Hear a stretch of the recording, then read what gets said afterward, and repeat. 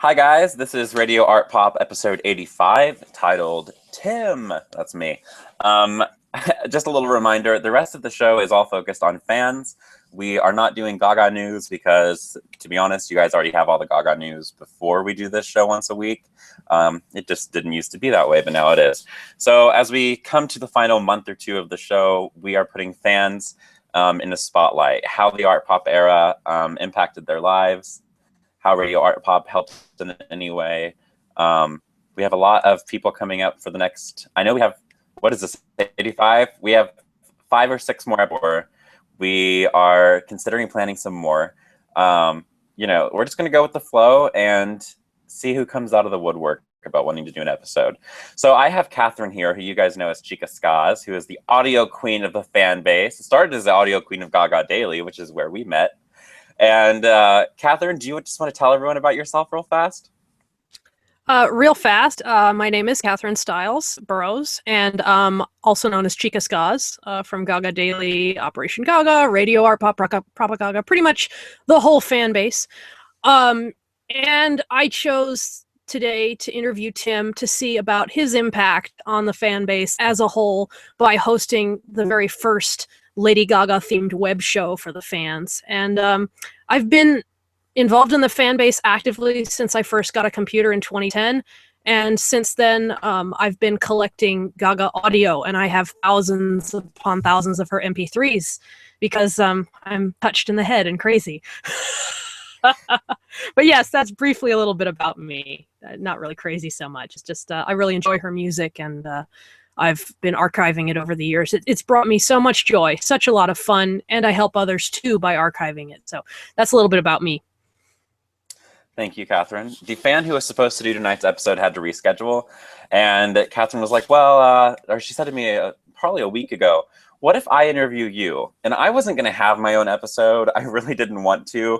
I had just gotten out of episode 83, Perception, and I thought that, I kind of said everything I wanted to say about the show, and people didn't need a whole episode of me talking about my experience with the art pop era, because the people who watch the show have seen my experience with the art pop era over the past 2 years.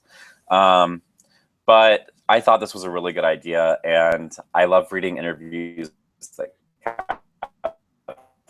You're breaking up a little bit. It might as well. I'm breaking up? A little bit, yeah. What was that last thing you said? I have no idea. I'm just kidding. I said that I've read a lot of your interviews with other people, and if anybody was going to interview me on this show, it might as well be you. So I thought this would be a good thing to do for this week, since the fan who was going to do their own video had to reschedule. Thank you so much. Yeah, I have interviewed some pretty cool people. Tony Bennett, Rob Fusari, Klimis Ioannidis of Greece. So yeah, pretty cool people. All right then. So to start our interview, Tim Cox, creator of Radio Art Pop, iconic Lady Gaga radio show. What was your initial vision for Radio Art Pop?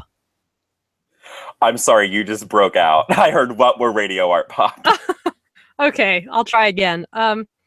So what was your initial vision for Radio Art Pop as a show? There really wasn't a vision for Radio Art Pop as a show. It was originally Radio Art Flop, and it was originally a podcast, and it was about all the rumors that were happening around the beginning of 2013 about what the album was going to be like, and there were fake track lists going on the internet everywhere, and there was fake album art. If anybody will remember that purple album cover with Gaga having green hair, it ended up not even being a photo of Gaga, but it had the fan base in a big meltdown for like a month. So there really wasn't a vision. It was just I was in a place where I knew that I was going to have somewhere to be from time to time. There was no set schedule for the show. It was just sometimes when I have the opportunity, I want to get on camera with my friends in the fan base and just kind of poke at the funny stuff people are saying and all the rumors. So yeah, there really wasn't a vision at all. It wasn't even supposed to be a YouTube show. Did it evolve into a vision? Did you suddenly realize mid-show, gee, this is something worth continuing? I think the episode that probably started a vision for it was episode 7, the DJ White Shadow meltdown, which was in July with the Art Pop dinner, July 2013, when the night the era first took off and started. Ah, yes. That was the night that we decided we were going to start doing it weekly. At this point, we had pretty much 3 main people. It was me, Justin, and Jessica Finn, and we were all just random. I don't even know what I was doing that night, actually, but we weren't supposed to do the show. It was just a random Monday night, was it? I'm not sure. And Justin texts me, DJ White Shadow is tweeting about something. He is freaking out, and he's freaking the fans out, and it looks like there's some sort of dinner going on, and it's a ceremony, and we need to get on right now and talk about this. I think the people want to be entertained while they're waiting to find out what is going on. And then during that show, we had such good feedback from people that we were like, let's try to continue this every week. Let's do this every Monday.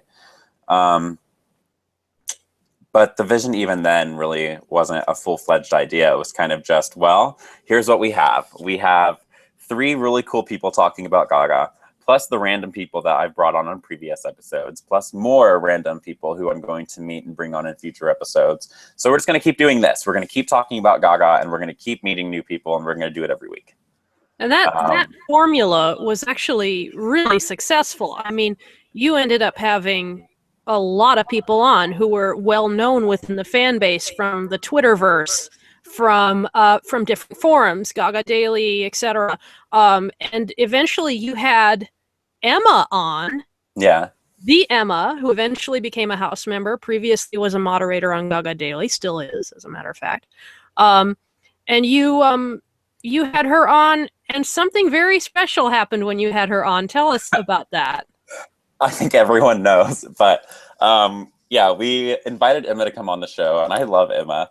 But it was just supposed to be about us getting to know her and people being able to watch the episode and everyone knowing Emma a little bit better. Well, Gaga finds out that Emma is going to be on the show and tweets and says, tonight on Radio ARTPOP, a new snippet from my album Art Pop presented by Emma. And I'm texting Emma, and she's like, I have no idea what's happening. Gaga has not talked to me about this at all. I just told her that I was going to be on the show tonight, and this happened. Oh my God. Yeah, that was pretty crazy. And it was something, I don't know, like you don't really have a tweet from Lady Gaga about, I'm going to give you something. I'm going to give you something for this thing you do every week that's really not that important. And you're going to premiere a snippet from my album. It was a whole. Let me try and visualize this for just a second. Try and give you a metaphor, maybe. It was like every single day you walk outside and you get in your car and you drive to your job. One day I walked outside and I got in my car, and literally as I was sitting in it, it turned into a rocket ship and I went to the moon. Yes, I can imagine. And eventually, by doing that, she turned the show into a powerhouse. I mean, not just for you, but for all the messages you brought across, all the fans you had on afterwards who had seen the show because of that. She basically skyrocketed the show into popularity because so many more followers after that, so much more insanity after that. I really remember that time because I'm ashamed to say I didn't know much about Radio ARTPOP until that happened. I was like, oh, Radio ARTPOP, what's this? Cool. Neither did most of the world. Yeah, I was still under my rock in audio, which is where I spent a lot of my time. So yeah, I was like, oh, wow, cool. Good for Tim. And then when I found out who you were, and I remembered and recognized you again from knowing you from so many years back. A lot of people don't know I knew you from 2010. Well, that's the thing with usernames. They change, and people know you under a name that's not your real name. They just know you as some, I think, what was my first name on Gaga Daily? Blueberry Kiss Me? Tim Ate My Heart. Yeah, Blueberry Kiss Me, and then Tim Ate My Heart, and then you turned to Populove for a while, and actually that was later. No, I think I turned to Radio ARTPOP for a while, and then Tim Pop. Yeah. See, of course, you weren't sure at first that the person who was running this show was somebody you knew. There are so many Tims. Yeah, I did because I never saw you in real life before. I just knew you as an avatar. Yeah. I was like, oh my God, I know him. He gave us the Cleveland Monster Ball. Yeah. Gaga gave me the Cleveland Monster Ball with that phone call. Yes, absolutely. Yeah, and you very kindly booted it for all of us. Thank you. You're welcome. Back on track. Let's see. There was a question by a young man on Gaga Daily. Let me pull it up. He actually posed a really unique question. If I can find it here for you. I don't mean to get too off track, but basically, did the attention that Gaga gave to the show boost yours as the founder's ego? I think that the real problem with the word ego in general is that it has a negative connotation to it. When someone says, "Oh man, his ego is so high," or "He's got such a large ego," it's kind of "Oh, he's so full of himself." But the actual definition of the word ego is it's your level of self-esteem or your self-importance. And I would say that by the real definition of ego, not by the connotation that it holds, yes, it definitely boosted my ego. And I don't think that's a bad thing. I think that my self-esteem was pretty low, and I've had periods throughout my life where it's high and where it's low again. Gaga giving the show attention was not really about me. It was about what I was doing. And it felt more like validation. It felt like this hobby that I'd had that wasn't, it wasn't supposed to take off. It wasn't supposed to be anything. It was just supposed to be something that was a good part of my life and a really dark time in my life.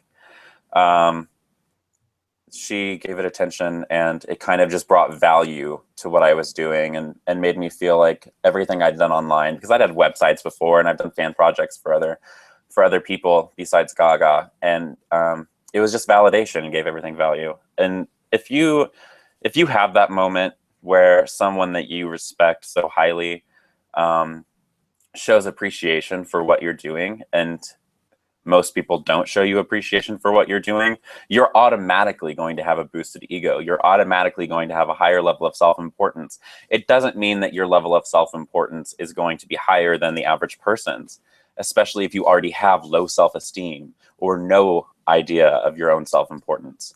I think that I needed that. I don't think wherever I'm at 5 years from now would have been possible without feeling like my ideas were validated.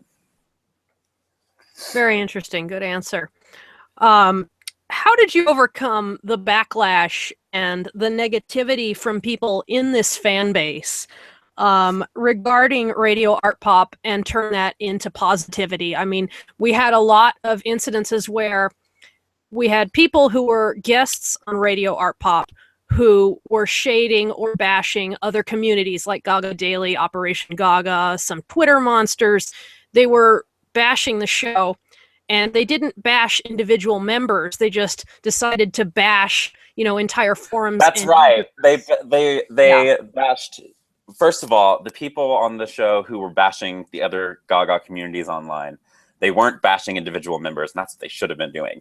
They were taking.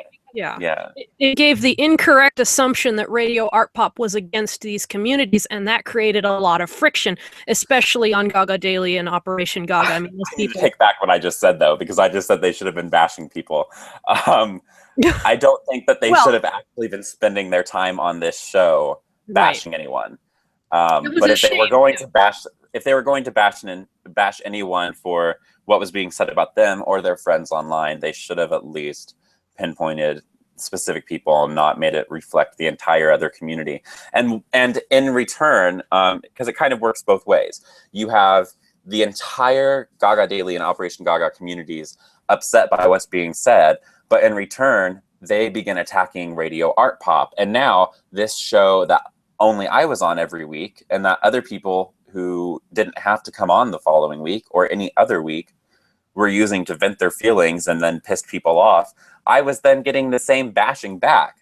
It wasn't directed at the people who were on the show who said these negative things about Gaga Daily or Operation Gaga. It was directed specifically at Radio Art Pop, and that meant that it was being directed at me. Because when people thought Radio Art Pop, they typically thought Tim. And a lot of our regular viewers... Go on. You have no hostility towards these forums whatsoever, correct? I have a lot of hostility towards specific members. in particular on one of the forums, but I don't have any overall dislike necessarily for the websites, and I still use Gaga daily. I was never ever in my past, you know, an active member of Operation Gaga. I can't really say what it's like to have grown up using that website from the very beginning. But with Gaga Daily, I've been there since May of 2010. So that was a community that was thriving because it was the place to be, to have a sort of community feeling with other Gaga fans. And I'll always hold that importance with Gaga Daily, even if the website were to disappear or even change names for whatever reason, or if it became a website about Katy Perry instead of Gaga. Like, I wouldn't forget the friends that I made and the community that I had with Gaga Daily back in 2010. How did you overcome the negativity that you got? Well, step one with any negativity is you have to back away from it. And I didn't realize that at the time. My initial reaction to the negativity was, yeah, I need to help these people see what's really going on, and that the comments weren't for me, and that whatever reason people have to hate the show is not about it's not about the choices being made for the show. It's just what some random person said during an episode. So I tried reasoning with people, and I posted my own stuff online about, hey, you know, I want you to know how hard I work on this show every week, and that it's not about dissing anyone. It's not about putting people down. And that did not do well, because what happened was I had some people say, like, you shouldn't have a voice. Who are you to post on this website? And that was a member on Gaga Daily. Who are you to post on this website? You are Radio Art Pop. You're not Tim. You represent an entire show. And I'm like, well, that sounds like more reason for me to be posting on this website. Well, who are you not to post? Yeah. Who am I not? Like, who are you to tell me that I can't post? Who are you? Exactly. Yeah. But I think that turning it into positivity has to be about looking back and looking at the positive things that you've done with what you've created, and being able to focus on that instead of the current drama or the current backlash or the current negativity. If you can remember what good you have done, that will always outweigh whatever bad is happening to you. That's true. That's true. And in many ways, I think it may have to do with perception. I did notice a bit of a perception that the fans or the members on the sites, like, Tim is always asking for money. Why is he asking for money? Shouldn't he be able to get a job? Why is he not mowing lawns or washing cars? Wait. Did somebody actually say, why is he not mowing lawns? I'd have to look back, but it was essentially, why can't he get a real job? Right. I get that a lot. I think Explain to me that. The perception, or why I can't get a real job? Both. Go for the why you can't get a real job. Actually, you have a real job, but their perception of a real job. Their perception of a real job is the same perception of a real job that my family has, and I don't talk to my family anymore. So, I mean, you can want me to get any job that you want, but the perception, I didn't know there was a perception formed about me that I'm always asking for money. But kind of with the Gaga Daily and Operation Gaga thing, people will take one instance of something happening and blow it completely out of proportion and create an entire image around you. I said in episode 83, your character matters more than your image, because your image is what other people think of you, and your character is who you actually are and what you actually do and the decisions that you make. There were a couple times I did ask people for help with stuff. I had a really hard time paying my rent once I got done being homeless and managed to get an apartment. I think that was actually before Radio ARTPOP ever even took off, but I did have help from some people with paying my rent. My rent was only $400, and most of the time it was just my aunt that was helping me if I couldn't afford it myself. But and then I think that if this was a perception that was formed during Radio ARTPOP, it probably would have been when I was moving to Denver, and I had left my apartment and then stayed with my aunt for a month. And the entire plan was that I was moving in with friends who lived in Denver, but I did not have the money to get myself to Denver. At first I did, but then they needed me to wait another month before coming. So then I had to pay for necessities. Then instead of me going straight to Denver, it was turning into, well, we're going to go to Vegas and you're going to go to Art Rave with us and before we go to Denver. And I'm like, okay, that's fine. How much more money do I need? and it was way more money than I could have gotten myself. So that's definitely a time that I did ask for help from people. I mean, I ended up, actually, Now, I'm not as going I to go into that. recall, I'm not as I going to. recall, the reason why you can't get the job that they typically would want you to get is you were in a debilitating car accident. Is that right? Yeah, I was in a car accident in June 17th or 18th of 2012. I was coming back from a Make-A-Wish Foundation event that I work at every year in Chicago.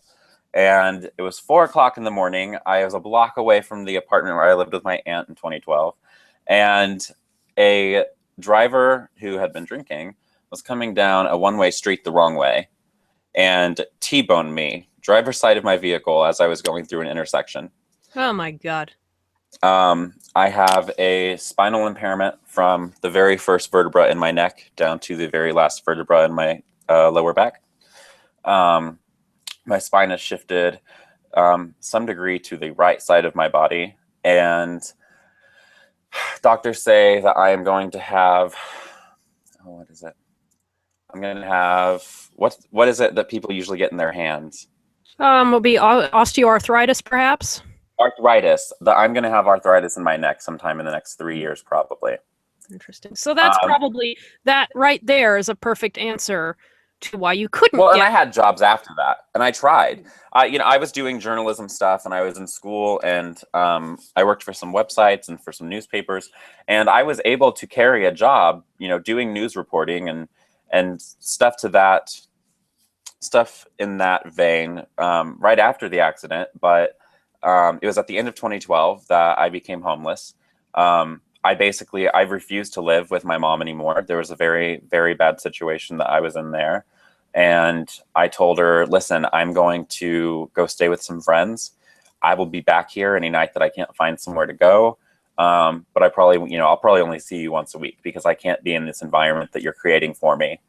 And not even a week after I'd left the house, she called me and said, I rented your bedroom out to your sister's friends. Oh my God. So I had a car and nothing else. In a way, you might say that particular incident, when you had that disability, that was probably what led to your being so successful in other pursuits, like this online pursuit, the online journalism, what turned Radio Art Pop into a success. Absolutely.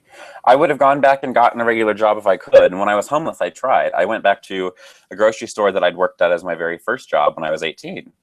And I went to the grocery store. I went back to my old job, bagging bags, and when they needed me, jumping on register, but they were already overstuffed. They mostly just had me bagging people's bags, lifting heavy stuff out of carts. And with my spinal impairment, it got to a point where after the first 2 hours each day, I was in severe pain doing anything. And I tried talking to my manager and saying, hey, can you schedule me less hours? Give me 4-hour shifts every day of the week if you have to, if you need me to do that. But stop scheduling me 8.5 hours. Stop scheduling me 10-hour days, because I can't even get through the first half of the day without having to go into the bathroom and cry. I'm in that much pain.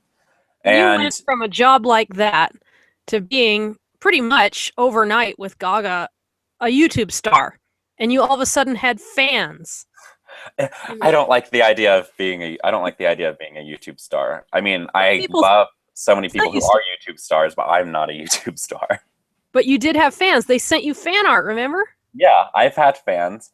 I think, well, do you have a specific question about fans, or should I just talk about fans? Well, what was it like to be a YouTube star in the sense that all of a sudden you have fans? I mean, you were telling me you received something from Uzbekistan because there's a Radio Art Pop fan in Uzbekistan, and you're saying that one girl gifted you Art Pop tickets because she was such a huge fan of the show. And, Art Rave tickets, big faux pas there. But you had people who genuinely cared about you being on the show, and that transformed you in some way. Absolutely. Am I right? Absolutely. Yeah. And when the show first started and it wasn't supposed to become anything, the people who were watching and having a voice and being online, I never thought of them as fans at first. It wasn't until Gaga gave us attention and then the viewership became, there was a huge spike in viewership, but I would start having people who I thought were just my friends online I mean, send me snaps on Snapchat and say, oh, I'm feeling so down. And I would try to talk to them like I would any regular friend, but then it would become, you know, when I offered them advice, like, hey, if you feel like you're going to hurt yourself, will you please call me so we can talk on the phone? Or if you feel like you're going to act like, if you're going to cut, which is something I have history with, then try to hold on to something until you just don't have the energy in you anymore to want to do that. And instead of doing that, he'd keep responding to me, well, I just need you to keep responding to me. I need you to keep responding to me. And this would go on late into the night, and I'd eventually have to cut the guy off. And that's when I realized I have crazy people who are obsessed with me. I shouldn't say crazy people. I have people who are crazily obsessed with me because of the show. And that's when I realized, oh my goodness, I have fans. But that was the bad side of it. Over time, as I started to really realize, okay, I should be connecting with people more so as if they are my fans, and being different online, I guess, but I never wanted to change too much. But there were so many benefits out of it. I made so many friends that started off as fans. Some of the closest friends that I have today were fans of the show. And they liked being where they were at in that perspective. They liked being a fan and looking up to all of us and sharing their comments each week, but not trying to get into my personal life. And it's the fact that they were there for so long, being a fan of the show and talking to me that Monday every week, that they grew closer and closer to me as a person and became really good friends. I had one person who bought me tickets to Art Rave. That must have been awesome. I was like fucking crying the rest of the night. Sorry, I really wanted to watch my language on the show tonight, but I was crying that entire night because I wasn't too sad about the fact that I didn't think I was going to be able to afford Art Rave tickets. That's one of the things I think that, you know, I have very specific opinions about material goods and what you need versus what you want. And getting Art Rave tickets from someone was a complete kind of, it was like getting a birthday present. I don't get many birthday presents on my birthday. So it was like getting a late birthday present. And I just kind of felt like, wow, someone really loves what I'm doing so much that they want to do this for me. And that was so weird to me that anybody would want to do anything for me. That somebody actually cared. Yeah, it was weird to me that somebody cared. Somebody cared that I couldn't go to a concert, and they got me tickets. And I thought, that's the strangest and most out there and perfect thing that has like ever been done for me. That's amazing. And I've had people do fan art of me and some of the guests on the shows. I've had fan art mailed to me. I get letters sometimes. I don't so much anymore, but I don't live in the same place that I was living in. I don't think people even know my address to this place. So, but I used to get letters in the mail just telling me how much the show gave a sense of friendship to people who, in their small communities across the nation and in other nations, they didn't have friends who liked Gaga, and they didn't have anyone to talk to about their problems. And when we started bringing people on the show who wanted to talk about, you know, we had one kid whose mother had passed away 3 weeks before he came on the show, and he shared with all of us what he'd learned in those 3 weeks and how he was being strong through that. That episode helped people. We had Sherez come on when he was told that he had 4 months left to live, and that helped people. He actually met a dozen people in Pakistan where he was living at the time who had watched that episode who were also battling cancer. Like, that's incredible. And that's where things turned for Radio Art Pop, when it stopped being just about Lady Gaga and it started to be about the issues. And you asked me the question earlier. Yeah. You asked me the question earlier about the vision for the show and how well the show actually followed that vision. That is the one thing about the show that has been absolutely, I will never have any regrets about it. It's the best thing I've ever done, is being able to let people connect on a level of being human and not just being a Gaga fan. That was never an idea that I had for the show. It was just something that happened, and it was perfect. Those are my favorite moments of the show. Yeah, I agree. I think that those moments were very important because they also really synthesized the messages that the Born This Way Foundation was all about. So you guys were a perfect match with the Born This Way Foundation's messages of talking about these issues, getting young people involved with these issues. Radio Art Pop did a really good job of that. So it was like you had your fluff and stuff where you could talk about Gaga, and then you had the serious issues where today we're going to talk about transgender issues. Today we're going to talk about cancer, or today we're going to talk about rape. And it made sense because you could cut your teeth into something really serious, and actually these kids would come away having learned something, which is something that you should always be proud of that Radio Art Pop has achieved. I really think the show did well doing that. I do too, and I think that as hard as my life has been and as poor as I am most of the time, I would not have been able to relate to the people who came on and shared their stories, and I wouldn't have been able to encourage them to be happy despite the difficulties they were going through if I had not already had my own similar difficulties.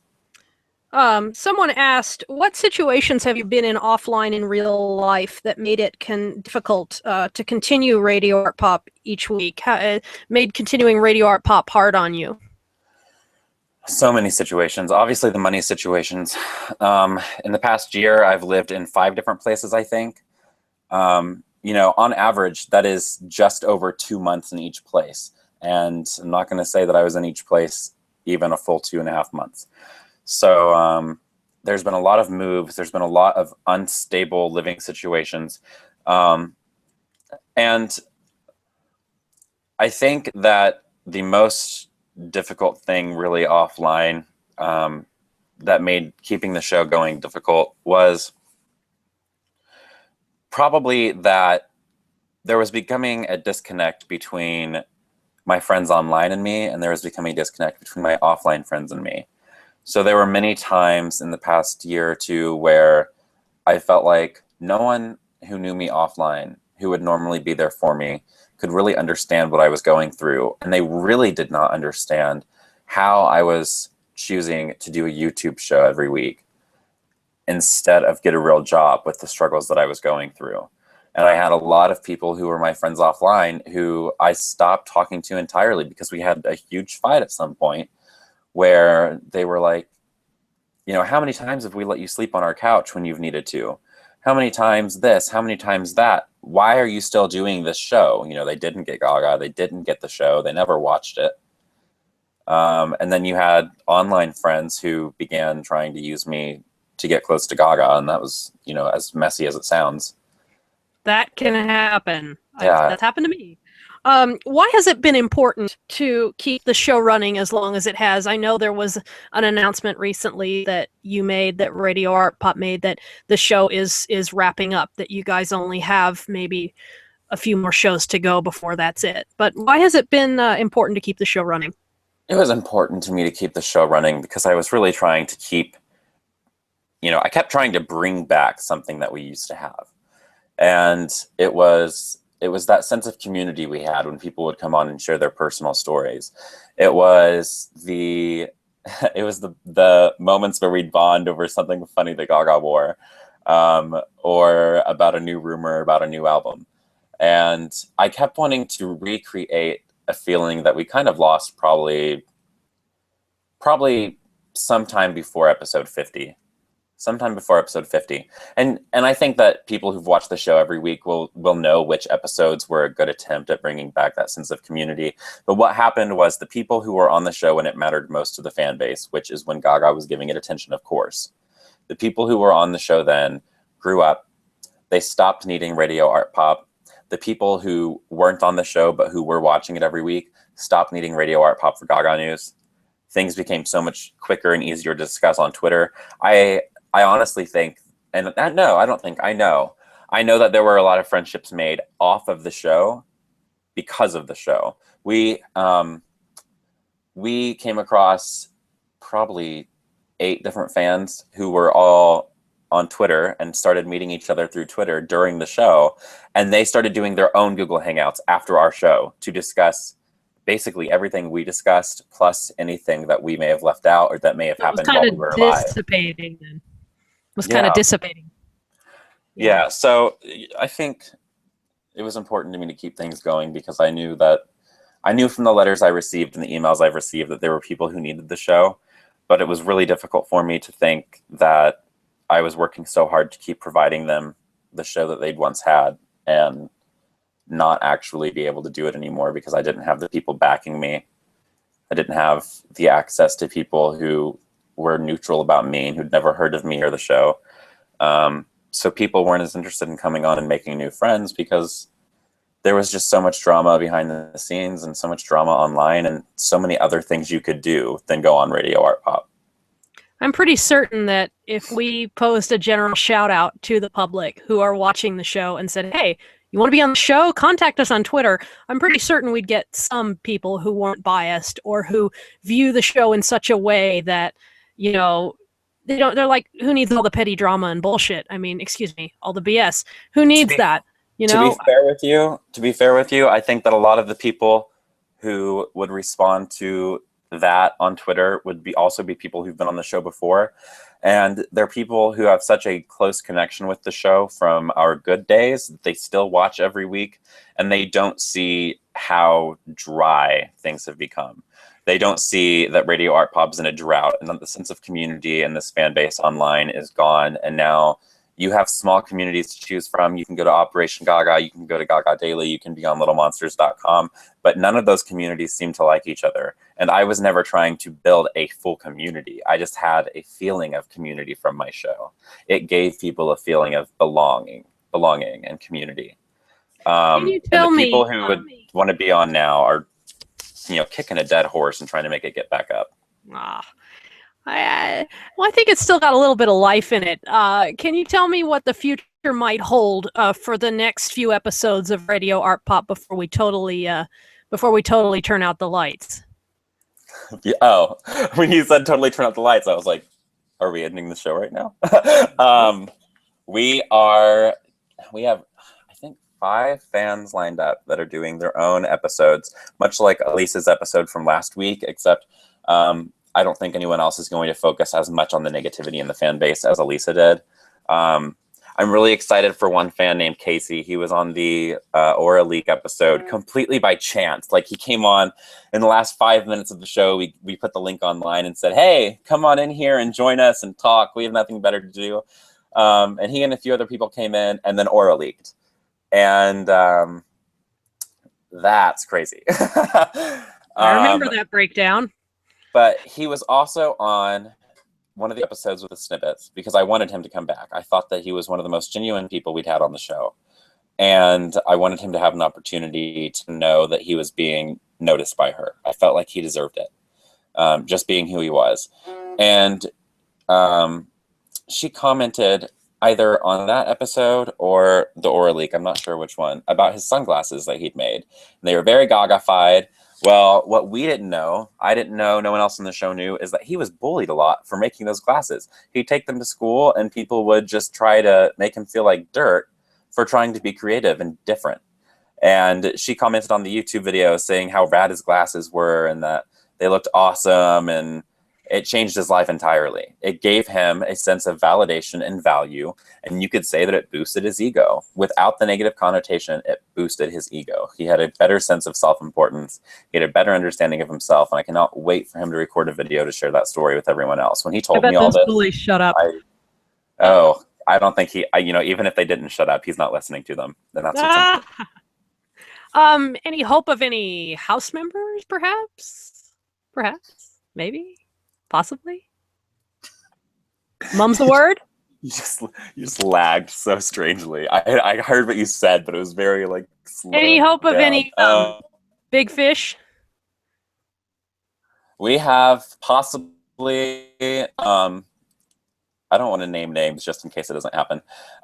We have a very important and inspirational fish that might be doing a video.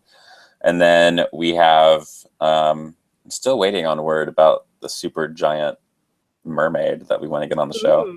I can't believe I just kept that fish analogy going.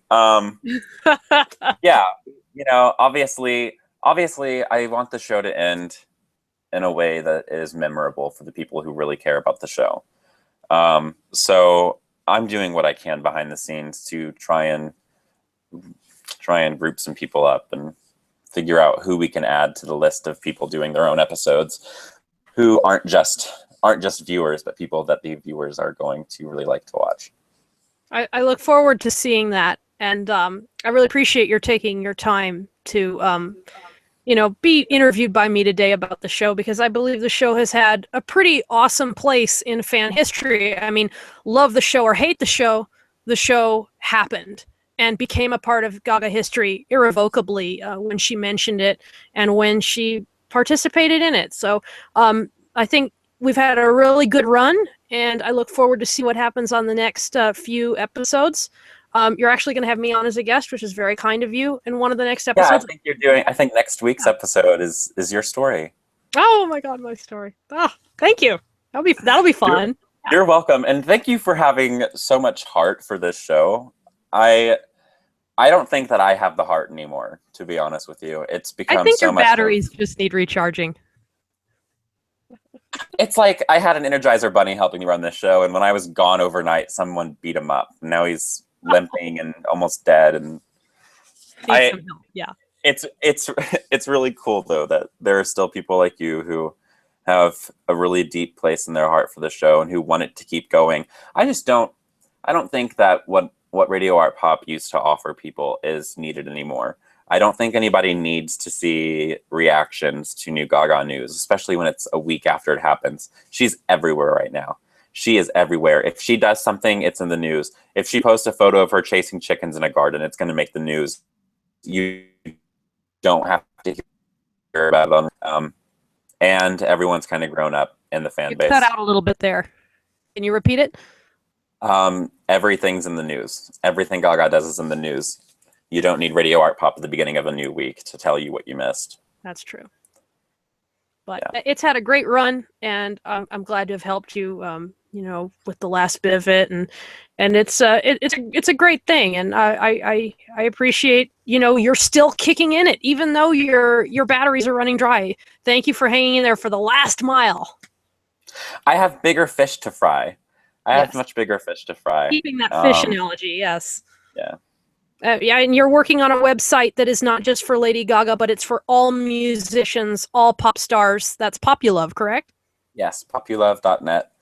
And Radio Art Pop became a sort of sub-project of Populove. Once the show is over, I do promise this to everyone watching who wants to remember the show in some way. When the show ends, there will be a page on Populove with an episode guide to every episode and a list of every monster who was ever on. And I know that no matter which special people we get to be a part of the show before it completely ends, that there will be a best moments of Radio Art Pop reel that will showcase moments from every episode of the show and kind of follow through the entire Art Pop era and before the era, and remind everyone, hey, this is what we were talking about 2 years ago and a year ago, and this is what we thought Art Pop would sound like, and boy, were we wrong. Yeah. I'm going to turn over the rest of the mic to you and let you announce what's going to be on for the future. But thank you for letting me do this. Thank you for asking me if you could do it. I wanted to let you guys know what to expect from the future episodes from people, from fans that are going to come on and film kind of their own story. The basic questions, sorry, I'm trying to pull them up. The basic questions that I gave people when they were asking for a guide, like, Tim, I know that you want me to talk about this, and I know that my story of how the Art Pop era influenced me is so great, but can you give me some sort of starting point? Here's what I told them. I said, here are some possible discussion points, and now I'm losing it. There they are. In what ways did you change as a person during the Art Pop era, and how much of that do you contribute to the era itself? What is your opinion of Art Pop as an album? How would you describe the attitude of the online fan base during the Art Pop era? And by the end of the era, did you feel more connected or less connected to other fans? How did Radio Art Pop leave an impact on your life during the era?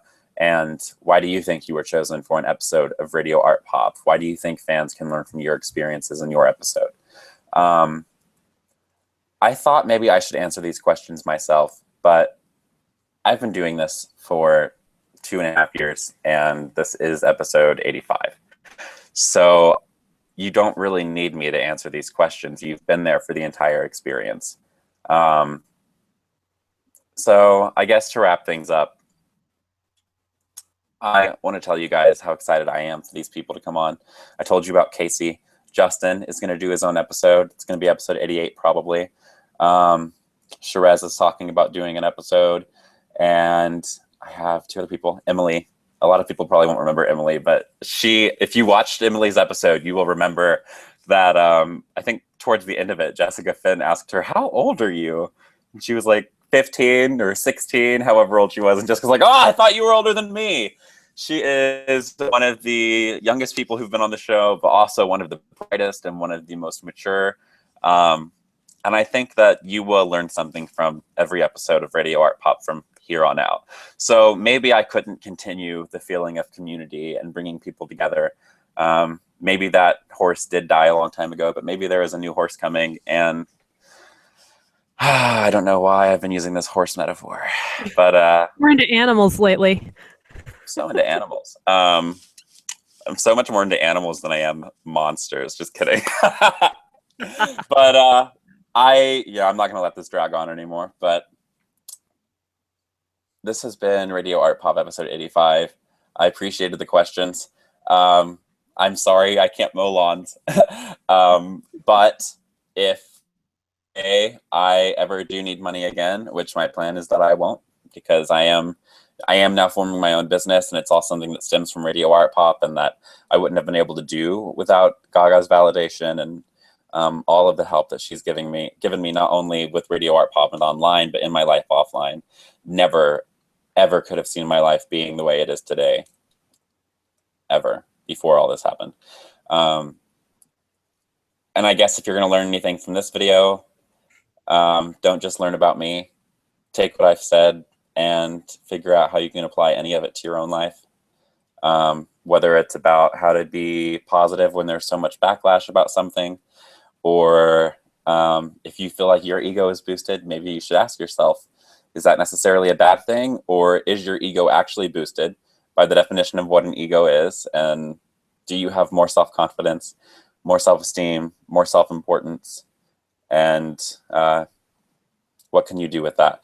And also, by the way, just one last thing, if you don't have high self-esteem, if you have low self-esteem or low self-importance, please do something to fix that.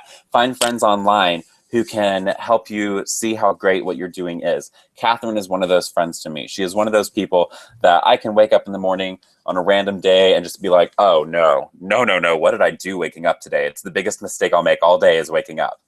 And then Catherine will message me and be like, I have all these great ideas, and you're the person to do them, Tim. It's you. Like, right there. That's where the self-importance comes from. And you have to have people in your life to remind you of that. Throw out all the negativity. Stop seeing the people who make your life more difficult. And do what you want to do. That's what I've been doing with Radio Art Pop from the very beginning. Doing what I want to do. And it's gotten me this far. So I hope you guys will continue to follow me on this journey, not just with the end of the show, but what I do after. Pretty much on every social network, I'm Tim XOC. That's my last name backwards. My last name's Cox. And this is at ChicaSkas down there. So have a good night, everyone. Chica will see you next week. And unless we get a very special guest, this might be the last time that you see me on Radio Art Pop. So I love you all, and I bid you adieu.